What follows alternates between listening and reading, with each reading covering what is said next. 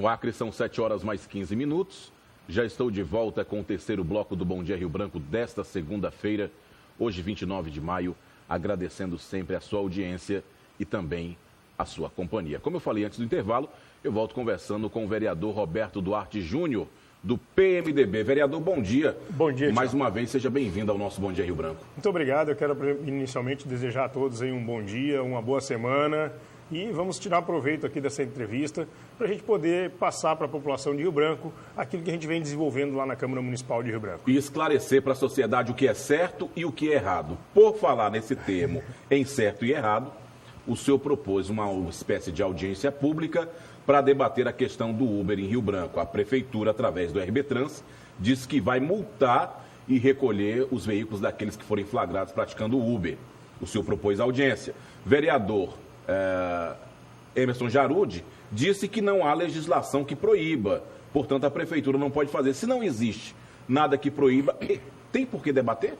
Veja bem, a gente vai discutir, pedimos uma audiência pública na Câmara Municipal, vai se realizar no próximo dia 5, foi decidido à unanimidade por todos os vereadores, o requerimento nosso, às 9 horas da manhã, para a gente debater o que é melhor para o nosso município.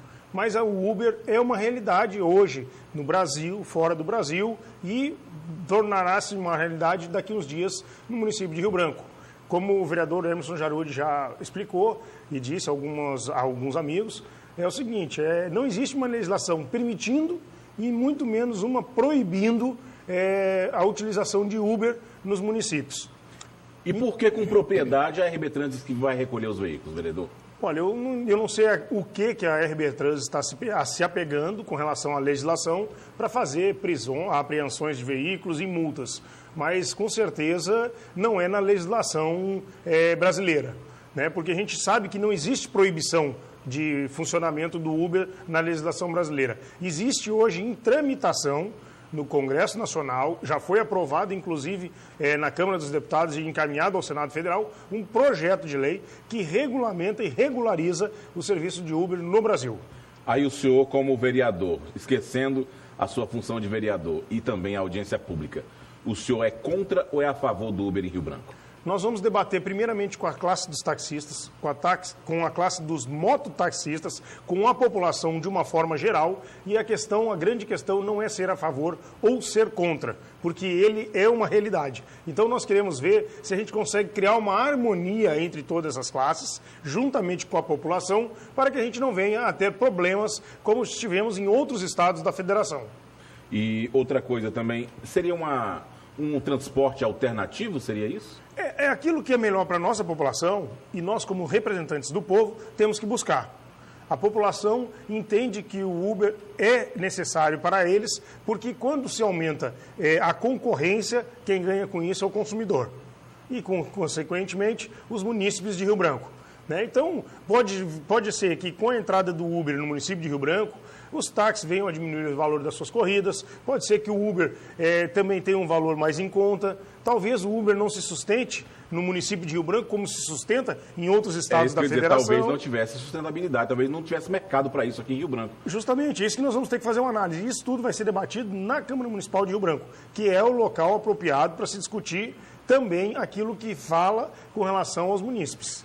Vereador, quando se fala em criar novas opções de transporte, aí me vem à cabeça aquela situação do monopólio das empresas de ônibus, onde gerou-se aí uma CPI, foi instalada uma CPI. E a CPI, como é que está? Justamente, olha, inicialmente na CPI nós pedimos uns documentos à Prefeitura Municipal de Rio Branco, foi nos apresentado com um certo atraso. Depois, a base de sustentação do prefeito, que é maioria dentro da comissão parlamentar de inquérito, que é natural, por terem mais parlamentares do que a oposição na Câmara, pediram a oitiva do presidente do RB Trans, diretor do RB Trans, e também do procurador-geral do município. Estranhamente, essas duas pessoas compareceram com toda tranquilidade na Câmara Municipal para serem ouvidas, e a base de sustentação não fez sequer uma pergunta para eles. Então, eu não entendi o porquê da intimação deles para comparecer à Comissão Parlamentar de Inquérito. Eu aproveitei a oportunidade e fiz diversas perguntas ao procurador do município. Ao diretor do RB Trans, não tinha nem necessidade de fazer nenhuma pergunta e muito menos da sua intimação. E também nós, da oposição, solicitamos que fossem ouvidos os empresários do transporte público municipal, bem como o prefeito de Rio Branco. Claro que a base de sustentação blindou o prefeito de Rio Branco para que ele não vá na comissão parlamentar de inquérito dar as devidas explicações nos termos de renovação dos contratos entre as empresas de transporte público e o município de Rio Branco. Hoje à tarde, às 15 horas, nós vamos ouvir os donos das empresas de transporte público de Rio Branco. E lá a gente espera esclarecer alguns fatos que nós entendemos bastante relevantes para a conclusão do nosso relatório. Porque eu entendo também, Tião, que nós teremos 2 relatórios nessa comissão parlamentar de inquérito. Um de interesse do prefeito, que será realizado com certeza pelos procuradores do município e encaminhado à base de sustentação do prefeito, e o outro nosso independente, da oposição, aonde nós vamos retratar a verdadeira realidade na renovação dos termos de contrato entre as empresas de transporte público de Rio Branco e o município de Rio Branco. Vereador, o senhor como bom advogado que é, e muitas vezes os contratos trazem aquelas palavras jurídicas Sim. que muitos não conseguem entender. Dentro desse contrato, o que o senhor já conseguiu buscar nos contratos das empresas de ônibus com a prefeitura, o que é que o senhor não conseguiu entender? Veja bem, o que a gente percebeu logo ao receber essa documentação do município de Rio Branco, a gente pôde ver que realmente faltam inúmeros documentos para a renovação desses contratos. O edital desse contrato entre as empresas de transporte público e o município de Rio Branco, ele foi realizado em 2004, quando o então prefeito Isnar Leite teve a coragem de fazer um processo licitatório para fazer a contratação de novas empresas de transporte público. Naquele momento, foi-se colocado um edital. Esse edital é a regra, é a lei que vai reger até o final do contrato. Ou seja, ele tem um contrato de 10 anos, renováveis por mais 10 anos. Só que nessa renovação, as empresas que fizeram a renovação desse contrato, elas não eram as originárias do contrato inicial em 2004. Quando elas fizeram essa renovação com o município de Rio Branco... Então não podia ter sido renovado, teria que ser feito um novo contrato, é isso? Não, eles poderiam até ser renovados, mas eles exigiam que você cumprisse todas as normas legais do edital inicial. Ou seja, lá no edital inicial foram exigidos inúmeros documentos. E na renovação dos contratos, daquela documentação que a Prefeitura enviou para a Câmara Municipal de Rio Branco, e isso eu tenho que deixar muito claro para a população de Rio Branco, quem me entregou os documentos oficialmente foi a Prefeitura de Rio Branco. Se estiver faltando documentos, quem é responsável é a Prefeitura de Rio Branco, através do seu prefeito. Os documentos que me foram entregues, faltam inúmeros para se comprovar uma legalidade mínima na renovação dos contratos entre as empresas de transporte público e a Prefeitura de Rio Branco.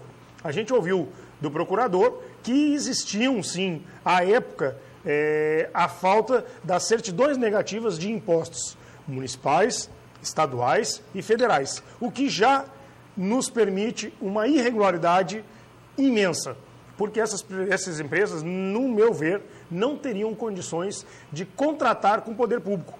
Tu já imaginou qualquer contrato com ente público sem a apresentação de certidões negativas de débitos com os impostos, com os tributos municipais, estaduais e federais? Mas já houve ali uma isenção do ISS.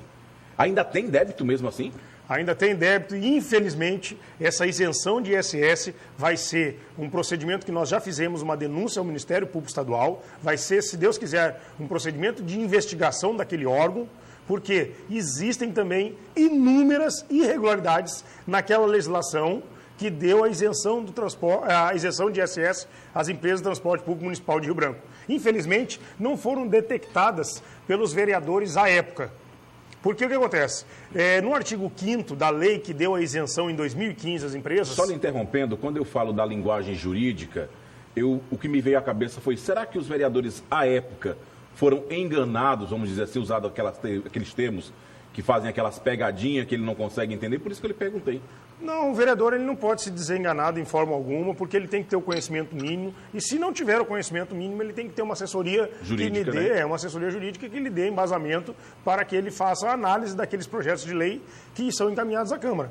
Eu tenho visto na Câmara, Tião, infelizmente, passar muita coisa de forma errônea. Eu estava falando no artigo 5º da lei que deu a isenção do ISS às empresas de transporte público municipal. No artigo 5º ela diz o seguinte, que não poderia ser dada a isenção se houvessem dívidas trabalhistas.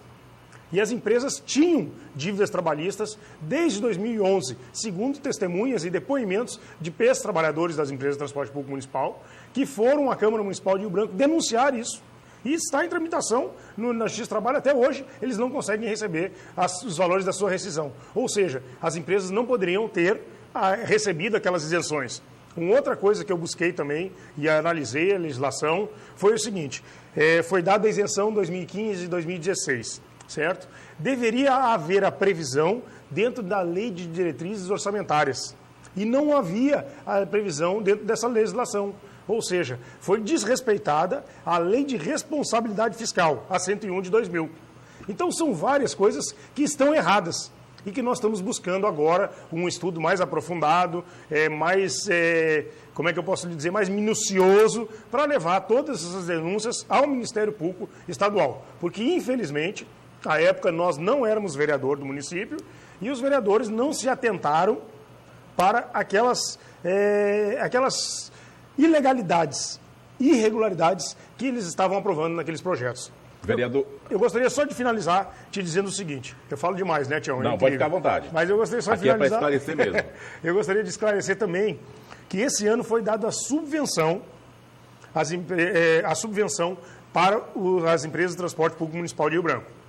O que acontece? Eu, na época da votação da subvenção, eu avisei e alertei aos meus colegas vereadores, e está registrado nos anais da Câmara Municipal, que aquela legislação ela é ilegal e ela é irregular. E aí é simples. Ela diz na Lei de Responsabilidade Fiscal que deveria haver previsão na Lei de Diretrizes Orçamentárias a subvenção econômica. Ela existia na Lei de Diretrizes Orçamentárias, e eu fiscalizei isso, uma subvenção social, que nada a ver tem com a econômica. Então, isso também é objeto de estudos nossos, e nós estamos encaminhando, ainda essa semana, uma denúncia contra essa lei de subvenção das empresas de transporte público municipal ao Tribunal de Contas do Estado. Quando o senhor fala das inúmeras proibições, vamos dizer, ou exigências, como queiram chamar, da legislação, ela não diz nada a respeito com relação à documentação dos veículos, ao ano de fabricação dos veículos que irão circular. Por quê? Por que eu lhe pergunto isso? Muito se vem falando, a oposição vem falando na Câmara, a respeito de veículos com documentos atrasados. Não é de hoje. Perfeito. Quando aconteceu a renovação, já existiam essas denúncias e nada foi feito. Se hoje um veículo desse atropelar uma pessoa, quais são aí os critérios que serão utilizados? Olha, eu desde que assumi o mandato de vereador, eu me propus a ter como bandeira principal o transporte público municipal de Rio Branco e a saúde do município. Claro que nós estamos atuando em todas as áreas e isso a população tem visto e tem reconhecido. Com relação a isso, nós fizemos várias denúncias lá na Câmara Municipal com relação, primeiro, ao emplacamento desses ônibus que estão de outros estados aqui no nosso município. E segundo, o atraso no licenciamento, no seguro obrigatório, no IPVA, em notificações e multas desses documentos, desses ônibus que estão transitando no nosso município. A gente pôde constatar que houve um TAC, um termo de ajustamento de conduta, entre o Ministério Público, o município de Rio Branco e as empresas de transporte público municipal. Lá naquele TAC, que foi realizado em 2015, se não me falha a memória, em outubro de 2015, ele dava um prazo de 6 meses para as empresas regularizarem os seus veículos. Ou seja, esse prazo ele venceu em abril de 2016. Nós teríamos ali como uma penalidade, uma cláusula penal naquele termo de ajustamento de conduta, uma multa diária de R$5 mil para as empresas de transporte público que não cumprissem essa cláusula, que é a 12ª, se não me falha a memória. E aí o que aconteceu? Não foi feito nada.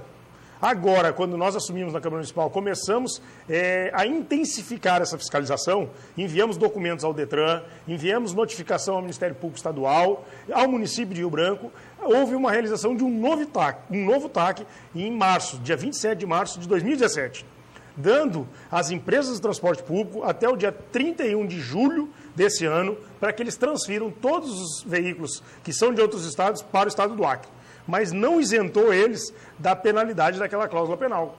Ou seja, hoje o Ministério Público deveria executar o TAC, o termo de ajustamento de conduta, pelo menos por esse prazo de abril até março, que dão quase 300 dias. E chega uma multa de quase 2 milhões de reais, que deveria ser beneficiado o PROCON. Então, o que a gente tem que buscar é isso. Com relação aos ônibus que estão transitando aí de forma irregular.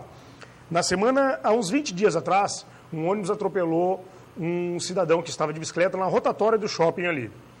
A gente teve as imagens, levamos à Câmara Municipal de Rio Branco, terríveis aquelas imagens.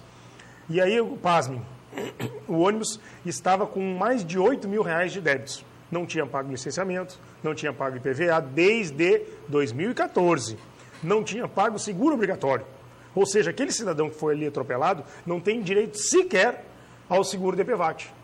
Porque as empresas de transporte público andam de forma irregular. Então pronto, isso comprova que realmente tem ônibus andando por aí sem documentação. Com certeza absoluta. Com certeza absoluta, isso eu digo aqui sem menor medo de errar. Existem ônibus transitando e eu tenho provas. Eu fiz um check-up dentro dos Detrans de São Paulo, da Bahia e do Acre. Nós achamos inúmeros documentos atrasados. Encaminhamos ao Ministério Público e pedimos a investigação. Até hoje, não recebemos a resposta do Ministério Público Estadual. Isso em março. Estamos aguardando o Ministério Público atuar. Encaminhamos ao Detran, pedimos ao Detran que fizesse a devida fiscalização. Até hoje não obtivemos nenhuma resposta, o que é grave, porque está acontecendo diariamente várias coisas. Essa semana mesmo, um cidadão foi atropelado na faixa de segurança, segundo as informações que eu obtive, e veio a óbito de 70 anos, de um ônibus que, embora estivesse com a sua documentação em dia, já tinha sido notificado e não pagou as multas ainda por rompimento no lacre, suposto licenciamento falsificado, sem condições para trafegabilidade e mais algumas outras multas. Vereador, nós temos que explorar de forma rápida o que o senhor quer colocar aqui que a gente não tocou aqui na entrevista. Olha, eu gostaria de dizer à população de Rio Branco que nós estamos lá na Câmara Municipal de Rio Branco atuando em prol da nossa comunidade. As denúncias que nós fazemos são baseadas em prova, as cobranças que nós fizemos, a gente vai em loco mostrar para a população, e aí eu quero finalizar te dando um exemplo. A semana retrasada eu estive lá numa ponte que estava entre o Canaã e o Belo Jardim. Fizemos uma denúncia e em menos de uma semana, graças a Deus, o prefeito encaminhou uma empresa e fez não sei de que forma, mas encaminhou uma empresa lá e está sendo recuperada a ponte. Graças a Deus, Tião, porque eu alertei o prefeito naquela oportunidade que eu tive lá, que ali poderia vir a óbito uma pessoa, como aconteceu lá no ramal do Panorama. E aí eles estão recuperando. A prefeitura tem atendido algumas das nossas reivindicações e isso é importante. O prefeito tem que olhar não somente a sua base de sustentação, mas principalmente a oposição, que a oposição leva para ele a retrato da verdade e da realidade daquilo que acontece no nosso município. Podem contar com a gente lá na Câmara Municipal de Rio Branco. 7h32, eu conversei aqui com o vereador Roberto Duarte Júnior. Vereador, obrigado pela sua vinda. Volte sempre ao Bom Dia Rio Branco. Eu que agradeço a você, agradeço a direção da emissora e toda a oportunidade que nós tivemos, a oportunidade de vir aqui, contem com a gente para prestar os nossos esclarecimentos à nossa população e prestar contas do nosso mandato a toda a população de Rio Branco. E com isso eu termino o Bom Dia Rio Branco desta segunda-feira, agradecendo sempre sua audiência e relembrando que todas as informações que foram exibidas no Bom Dia Rio Branco de hoje, você pode rever acessando o site www.oriobranco.net. Uma ótima segunda-feira, fiquem todos com Deus e até amanhã, se Ele permitir.